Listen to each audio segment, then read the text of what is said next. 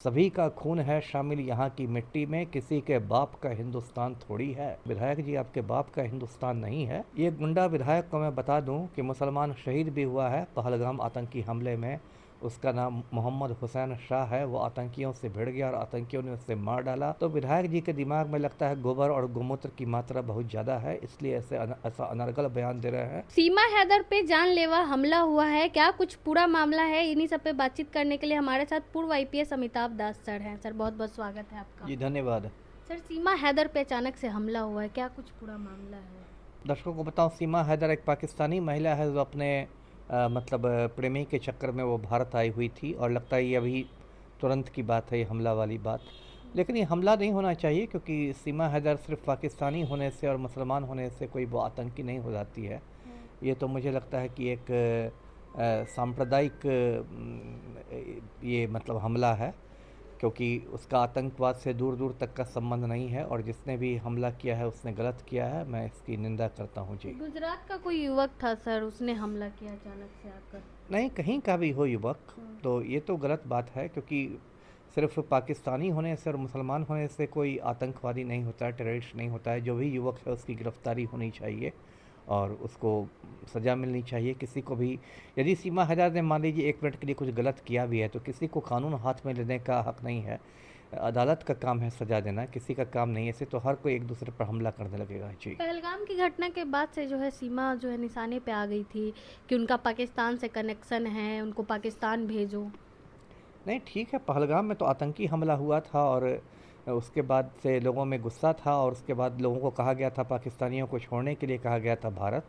लेकिन उसके लिए किसी पर हमला कर देना ये तो एक गलत बात है। और मतलब सच तो ये है कि हम लोग की जो संस्कृति है, जिसकी लोग बात करते हैं, अतिथि देवो भव की संस्कृति है। इस देश में यदि आप संस्कृति की बात करें तो अतिथि देवो भव की संस्कृति है, जहाँ की मेहमान को देवता का दर्जा दिया जाता है। तो इस तरह से किसी पर हमला करना जिसका आतंकवादी से या पहलगाम की घटना से दूर दूर का संबंध नहीं है, ये तो जो हुआ है ये गलत हुआ है। नहीं गई होगी तो उसकी कोई वजह होगी, और यदि मान लीजिए उसने कुछ गलत किया है तो उसको, तो पुलिस का काम है उसको दंडित, मतलब उसके गिरफ्तार करना, या अदालत का काम है।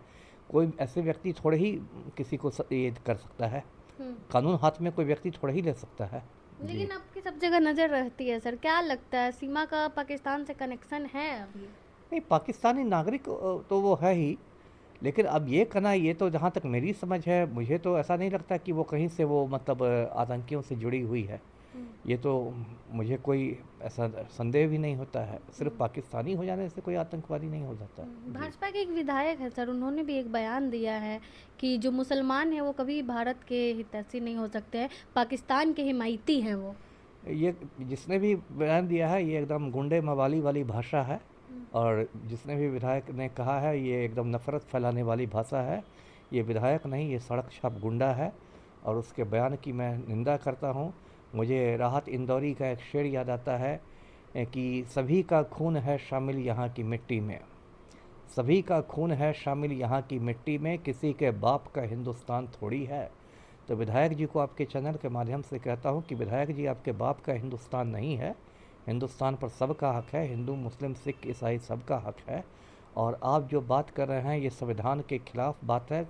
संविधान धर्मनिरपेक्ष है, उसमें सभी धर्मों को बराबरी का दर्जा मिला है, और जो भी ये गुंडा विधायक है इसको गिरफ्तार करके जेल भेजना चाहिए जी। कह रहे हैं कि कोई भी मुसलमान जो है कैंडल मार्च नहीं निकाला, कोई भी मातम नहीं मनाया, वो लोग तो खुश होते हैं ऐसी घटना से। ये गुंडा विधायक को मैं बता दूं कि मुसलमान शहीद भी हुआ है पहलगाम आतंकी हमले में।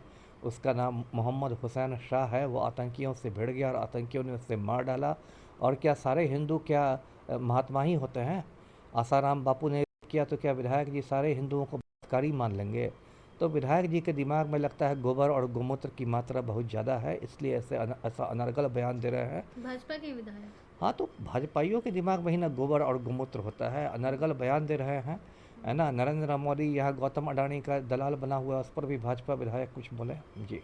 क्या लग रहा है सर इस घटना से हिंदू मुस्लिम करने की, क्योंकि सीमा हैदर पे भी जानलेवा हमला हुआ, फिर भाजपा के विधायक ऐसा ऐसा बयान दे रहे ये हैं। लोग कोशिश करते ही हैं, ये लोग कोशिश करते ही हैं। भाजपा के पास यही एजेंडा है, हिंदू मुसलमान करना। हर बात में हिंदू मुसलमान, चाहे घर वापसी का मुद्दा हो, बाबरी मस्जिद हो, तो कभी लव जिहाद हो, और तो कुछ पता नहीं है। नरेंद्र मोदी गौतम अडानी का चपरासी बन के पूरे देश को, अडानी को बेच रहे हैं। उस पर भाजपा कुछ बोल नहीं रही है।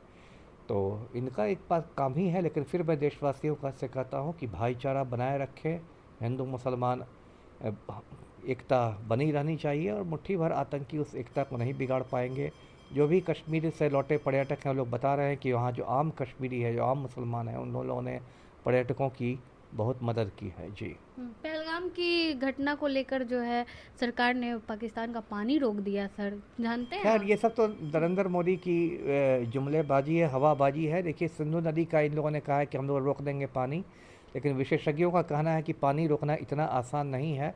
पानी रोकने के लिए उस पर बड़े बड़े बांध बनाने पड़ेंगे, बड़े बड़े डैम बनाने पड़ेंगे, तब जाकर पानी रुकेगा। उसमें 20-25 साल लगेगा। देखिए, नरेंद्र मोदी तो सरेंडर मोदी है। देश के इतिहास का सबसे नकारा और सबसे कमज़ोर प्रधानमंत्री है, और उसकी औकात नहीं है पाकिस्तान के खिलाफ कोई ठोस एक्शन लेने की। अभी उसने ध्यान बंटवाने के लिए जातीय जनगणना का ऐलान कर दिया है। तो मोदी की कोई औकात नहीं है। मैं बार बार कहता हूँ कि नरेंद्र मोदी को इस्तीफ़ा देकर दोबारा चाय बेचनी चाहिए।